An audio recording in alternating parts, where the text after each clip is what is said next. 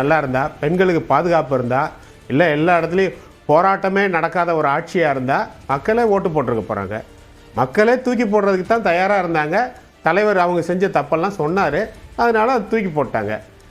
தன்னுடைய குறைகள் எல்லாத்தையும் சரி பண்ணுறதுக்கு அவர்கள் இதை பயன்படுத்திக்கணுமே தவிர, இன்னமும் அதை யோசிக்காமல் மக்களை குறை சொல்கிறது எந்த விதத்திலையும் அது சரியாக இருக்காது. ஒரு கிளீன் மெஜாரிட்டி இன்னமும் கிடைக்காம இருக்கிறதுக்கும் அந்த நம்பர்ஸ் 111 வரைக்கும் வந்தது. அதற்கு பிறகு மாறி மாறி வரக்கூடிய அந்த எண்ணிக்கையும் பார்க்க முடியுது. ஒரு கிளீன் மெஜாரிட்டியை நோக்கி போறதுல ஒரு சிக்கல் இருக்கோ தாவேக்காவுக்கு? ஒரு சிக்கலும் இல்லை, கண்டிப்பாக கிளீன் மெஜாரிட்டி வந்துடும். நான் இப்போ கூட எல்லாத்தையும் பார்த்துக்கிட்டு தான் இருந்தேன். தாவேக்கா எங்கெல்லாம் முன்னணியில் இருக்கோ அதில் பெரும்பாலான தொகுதிகள் 90% 4000, 5000, 10,000, 18,000 வாக்கு வித்தியாசம் இருக்குது. அங்கே தாவேக்கா ஒரு சில தொகுதிகள் தான் 1000க்கு கீழே இருக்குது, நீங்கள் போட்டு காட்டினது மாதிரி. ஆனால் எதிர்கட்சி வேட்பாளர் இதில் பார்த்தீங்கன்னா அதோட சதவீதம் ஒப்பிடும்போது தாவேக்காவை விட அதிகமான இடங்கள்ல 400-500 ஓட்டு வித்தியாசம்லாம் இருக்குது. 100% கிளீன் மெஜாரிட்டி வந்துடும். அதிலெல்லாம் எங்களுக்கு எந்த ஐயமும் கிடையாது.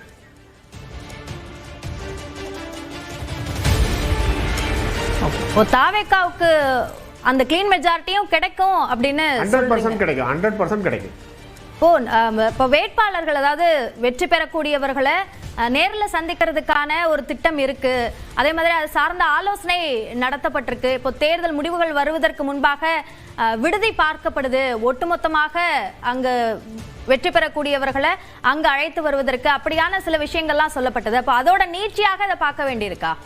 இல்லை, அதெல்லாம் இயல்பாக நடக்கிறது தானே. வெற்றி பெற்ற பிறகு அவங்க வரணும், அவங்க கூட பேசணும் அப்படிங்கிறது ஏற்கனவே தலைவர் எலெக்ஷன் அப்போவே அனௌன்ஸ் பண்ணியிருக்காரு.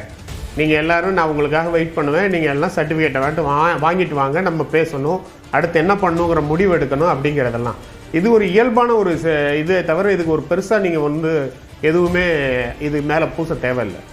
சரி, திரு நாராயணன் திருப்பதி, இப்போ பாஜக போட்டிட்ட 28 தொகுதிகளில் ஒரு தொகுதியில் தான் முன்னிலை வைக்கக்கூடிய சூழல் இருக்கு. இப்போ பின்னடைவை சந்திச்சிருக்கிறவங்க யார் யார் அப்படின்னு பார்த்தோம்னா நயினார் நாகேந்திரன், வானதி சீனிவாசன், தமிழிசை சவுந்தரராஜன், அந்த மாதிரியான முக்கிய தலைவர்களும் கூட பின்னடைவை சந்திக்கக்கூடிய ஒரு சூழல் ஏற்பட்டிருக்கு. எதனால இந்த பின்னடைவுன்னு நினைக்கிறீங்க? இல்லை, குறிப்பாக இதை நாம் எப்படி பார்க்க வேண்டும் என்று சொன்னால், ஆண்ட திராவிட முன்னேற்ற கழகத்திற்கு எதிரான ஒரு மக்களுடைய தீர்ப்பாக நாம் இதை பார்க்கிறோம். அந்த விவகாரத்தில், அந்த விஷயத்தில் மக்கள் திமுகவிற்கு எதிராக வாக்களிக்கும் போது அவர்கள் விஜய் அவர்களை ஒரு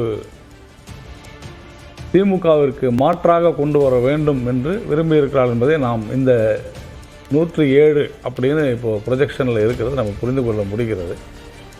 தவிர பாரதிய ஜனதா கட்சி தற்போது 2ஆம் இடத்தில் இருக்கக்கூடிய பல்வேறு தொகுதிகளில் ஒரு